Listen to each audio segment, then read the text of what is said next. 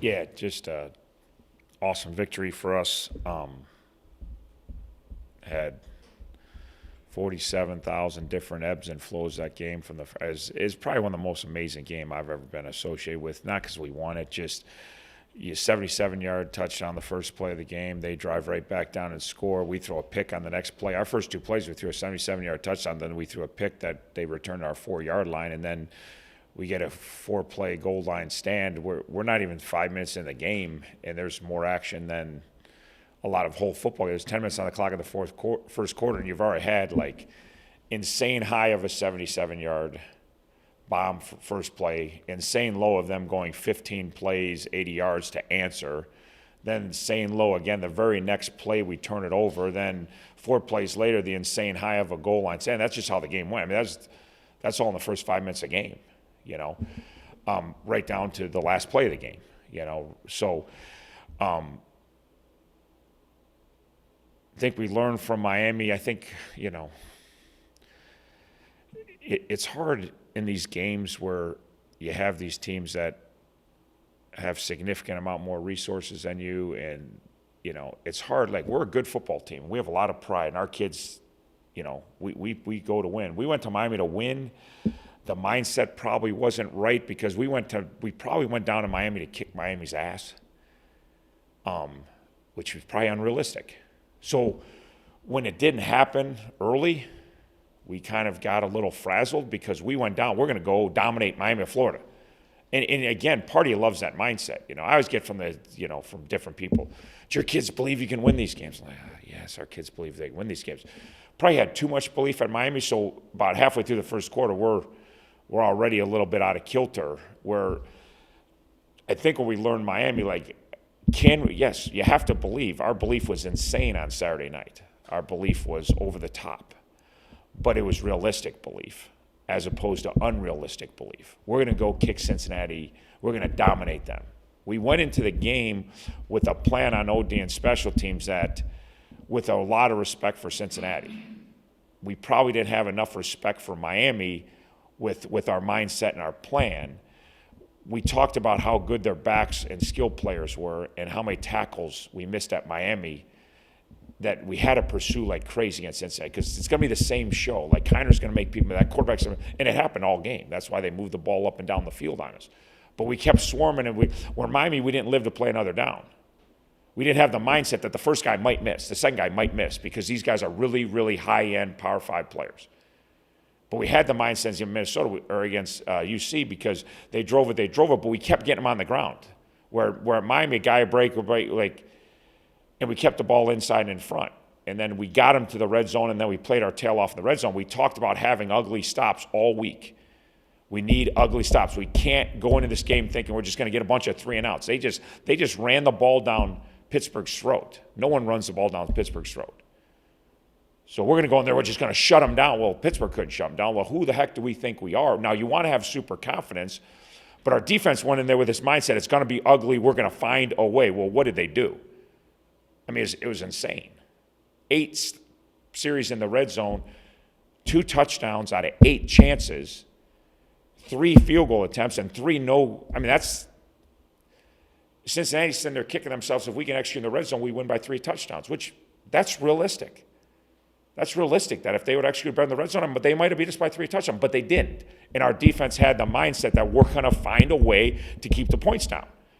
We didn't say we're going to hold them to 220 yards. Like, that was our mindset at Miami. We're going to Miami had 500 yards. Cincinnati had a big difference in how, but we kept coming because our mindset wasn't we're going to just dominate these guys. Our mindset was going to find a way. And our defense did that all the way down to the last 2 drives, block, field goal, pick in the end zone.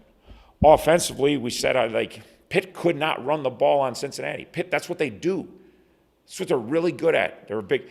So we're just doing, now we're going to run on them, So we had to run, and we got some things done in the run game, and we got enough done in the run game to kind of use some clock and shorten the game a little bit. But we had to be efficient in passing game, and we had to find ways to make some big plays. We got a big play early. We got some big plays late. We had some crucial third downs. We haven't been very good on third down through 2 weeks. We had crucial third downs, completions. And we talked about making tough contested catches. We had the mindset of Miami, we're going to run out there and we're going to be all cool and fancy, and we're going to run circles around Miami. Well, when it didn't happen, we got a little frazzled on offense. Well, I thought we talked about we're going to make contested plays because we're not going to run circles around Cincinnati. We're not going to run and get wide open and be nice and pretty like maybe it was at UMass at times. And Miles Marshall makes a third down catch when we're backed up, which is a key play. And we're making contested catches the whole night, right down to the last drive that tied it up with the field goal, right down to the last touchdown. Guys draped, fighting through, scratching and clawing and making plays with guys draped on us. We didn't have anybody after Gage's first play. We didn't have really anybody open the whole game, but we kept getting balls in tight windows, and we scratched and claw in protection. Then we knew we had to be good on special teams because we have good special teams. So the whole game we dominated special teams. I mean, we were lights out on special teams. Our kickoff coverage was lights out. Our punt and punt coverage and again, when a team outgains you by close to 200 plus yards, those yards make a huge difference. Getting them backed up and making them go 80 before they get to the red zone makes a huge difference. So our special teams was good all night. We talked about one game, like all week we said, we need one game. If we're gonna beat Cincinnati, there's certain things that have to happen. We need a game-changing play on special teams. And as good as we played on ST, we hadn't had a game change. Yeah, we'd flipped the field. We had nice kickoff coverage, and KD ripped one out to the 31, which was huge against their kickoff unit, which is really good. All right. And the last play of the game, we thought, which turned out to not to be the last play of the game, but like we were still talking about it. In the huddle, we were talking about we haven't got our game changer, boys, and we got one chance left. It's fourth down, and if they make this, and obviously Frizz makes the game-changing play on special teams. You talk about asking for a game-changing play, blocking a last-second short field goal, that's a game-changing play. So really at that point, I thought it was over. I thought we won it. Like our defense had won an ugly battle. They didn't dominate Cincinnati's offense like we wanted to against Miami, but we found a way to get ugly stops. We found a way to keep scratching, clawing, and keep fighting, and somehow keep them out of the end zone, And then our offense made big plays and contested plays and timely plays, and then our special teams obviously made as good a game-changing play as you can make. And then we score and we get another ugly stop. We have them 3rd and 13, they get a completion. Like it's just even the last, like we had them dead to rights in overtime, and then they complete one on 3rd and 13. And then on 3rd down, he's reaching out and he's 6 inches short to the goal line, right?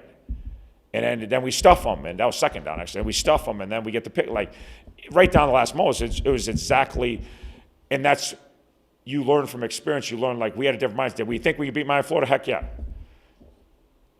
We thought it was going to be too easy to beat Miami, Florida. Like we didn't have enough. Again, we totally respect Miami, Florida. Don't get me wrong, but we had too much belief in who the hell we were. You have to be realistic in life. Who you are. Were we good enough to beat Cincinnati? Yeah. Were we better than Cincinnati? No.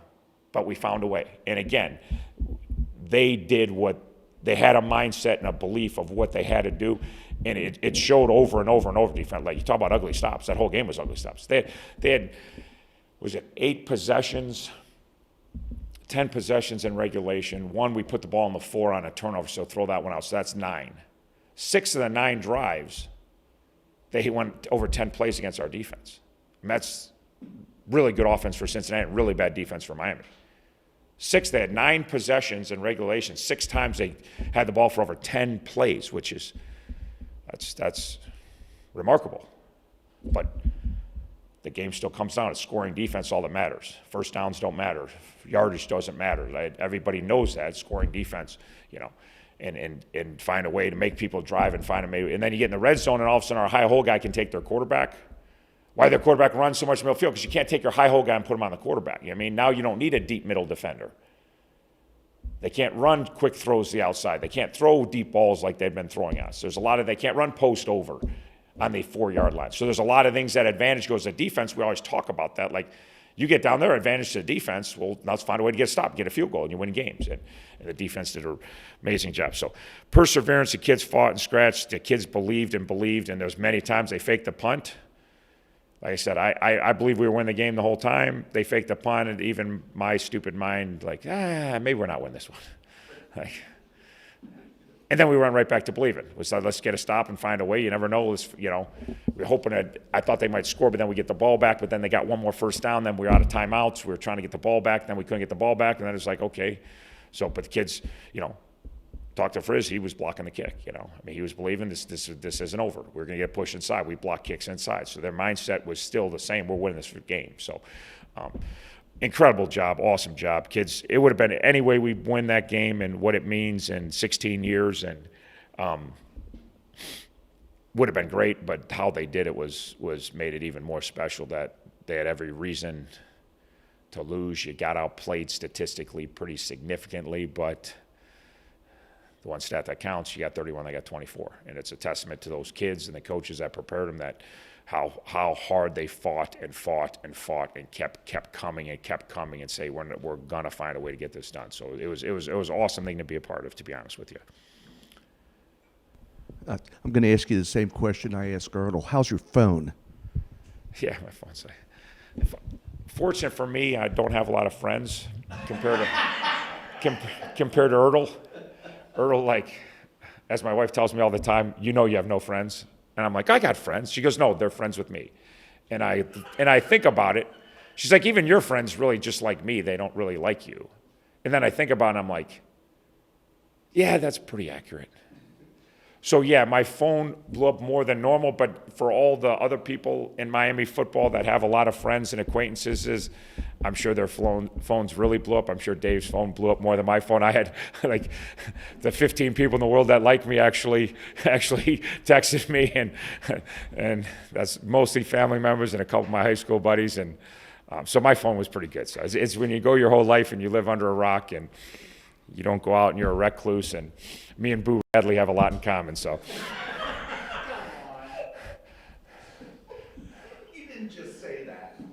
Boo Radley, really? That's a pretty good. That's pretty good for somebody who's not very learned. I think that's the last book I read.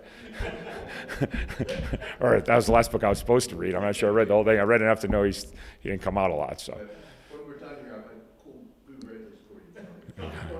I imagine when the team came back to Oxford and everything,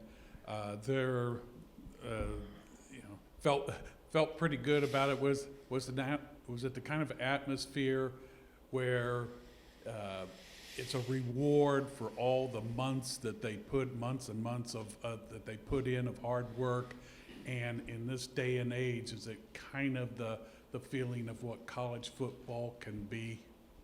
Yeah, again, it's why college sports and high school sports are so awesome.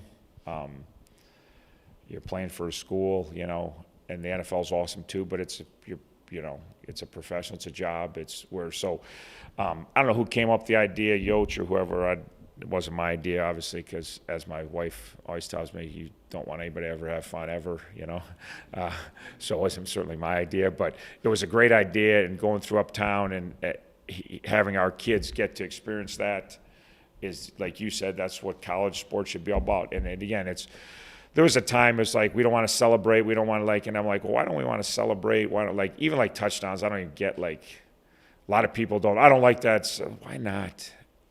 Why not? It's fun. You scored a touchdown, it should be fun, Now, I don't like taunting. There's a difference if you run up and do, but for the NFL's doing all these celebrations now, and it's, fans love it. Just makes it more fun, And then the other team scores, they get to celebrate. Well, why would you celebrate success? That's the way life's so hard anyway. So, kids having that moment with the bell and in the streets and the cheers and the noise and the honking, and so it was a pretty cool moment for those kids, and certainly a reward not only for 9 months of hard work, but for their whole lives of hard work. So they've been playing football for a long time and put a lot of time and a lot of bumps and bruises. So it was a pretty cool moment for those guys.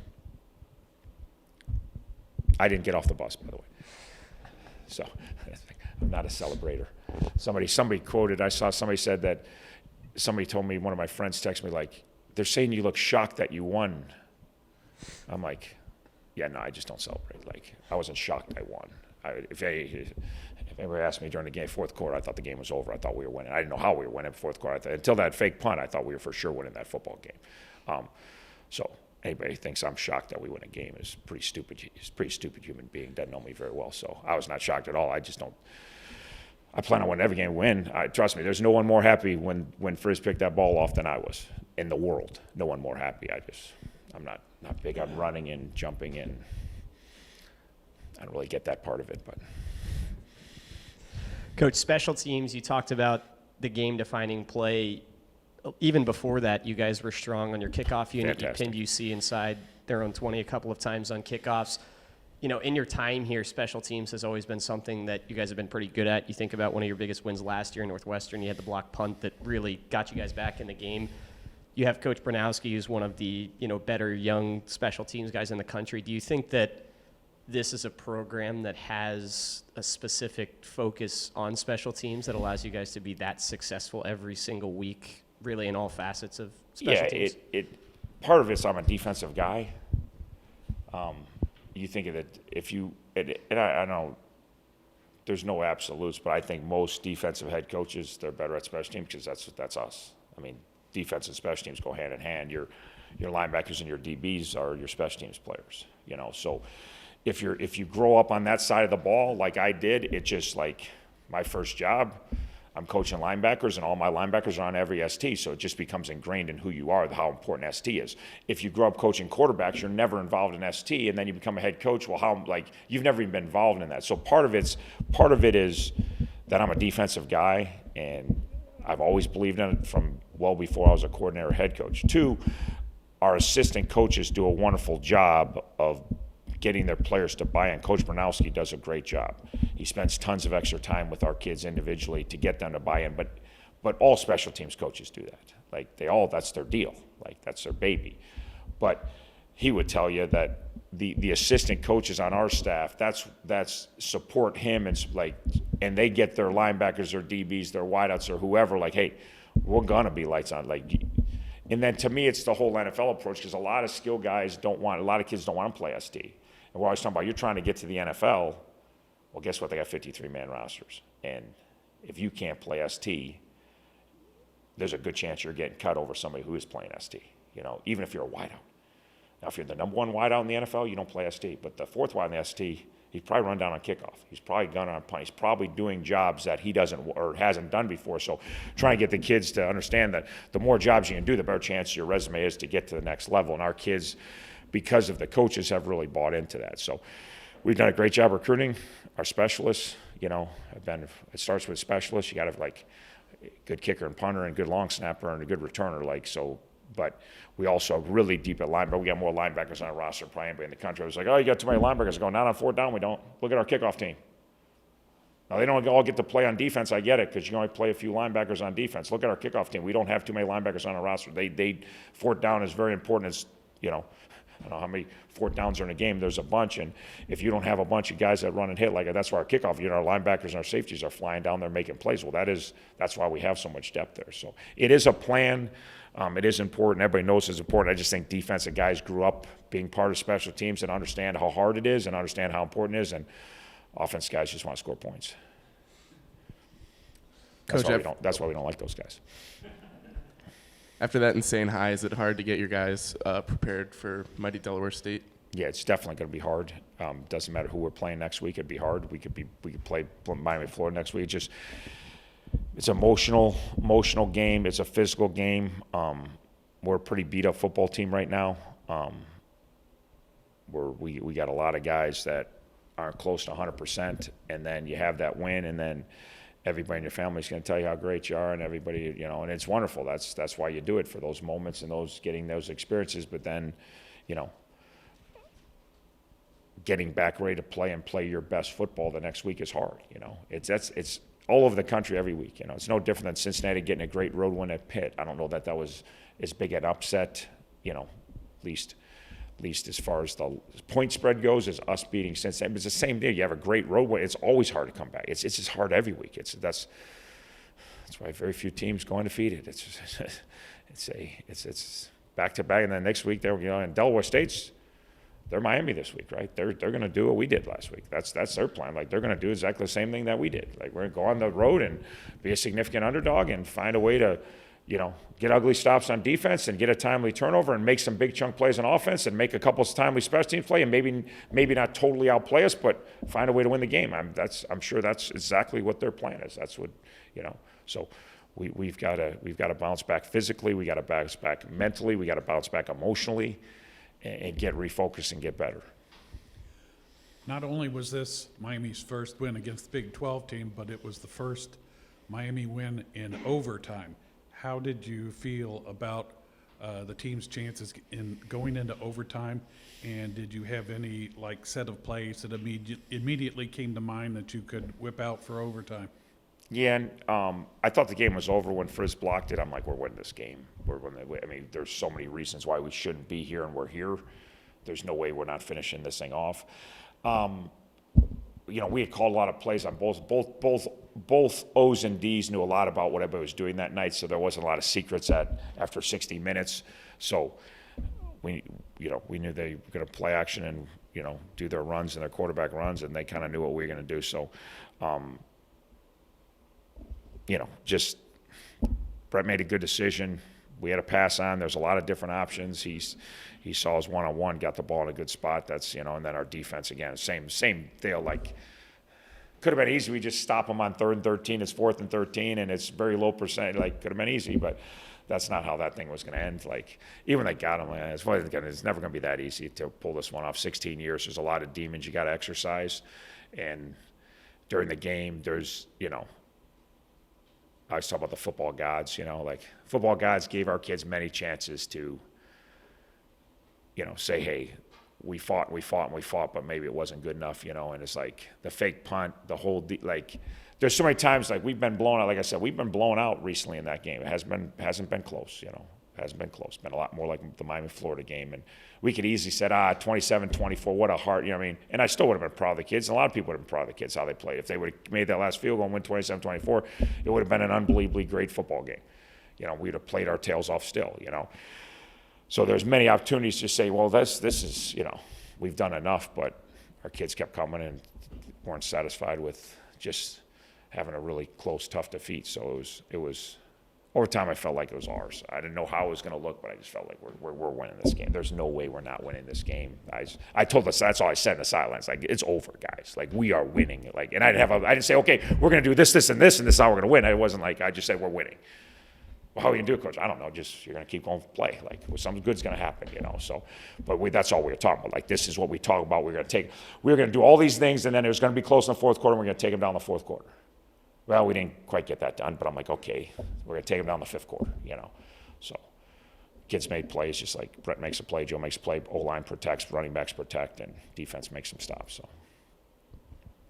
Everybody good? Oh, all right.